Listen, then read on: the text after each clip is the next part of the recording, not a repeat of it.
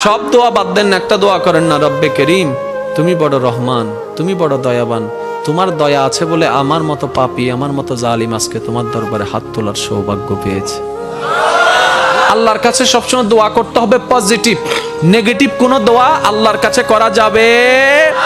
ইসলাম কি শিখাচ্ছে জানেন? ইসলাম বলে দুশমনের জন্য বদদোয়া করিও না, বরং দুশমনের জন্য তুমি আল্লাহর কাছে দোয়া করো। কিভাবে দোয়া করবা? তুমি রব্বে করিমের দরবারে যখনই হাত তুলবা, নিজের কথা আগে বলবা না, পরের কথা বলবা। আল্লাহ অমুকের দোয়া কবুল করো, অমুকের দোয়া কবুল করো, অমুককে জান্নাত দাও, অমুকের গুনাহ মাফ করে দাও, অমুককে মাফ করে দাও, অমুককে মাফ করে দাও, অমুককে মাফ করে দাও, অমুককে কবুল করে নাও, অমুকের রিজিকে বরকত দান করো। আল্লাহ আমার শত্রুকে সম্পদ আরো বাড়ায় দাও। যখন এই দোয়াটা উপরের দিকে যাবে, রব্বে করিম বলবে, কিরে ফেরেশতা, সে বান্দা নিজের জন্য কিছু বলল না, সব তো পরের জন্য বলল। ফেরেশতা বলবে, আল্লাহ এই বান্দা শুনেছে, তুমি নাকি তার উপর খুশি হয়ে যাও।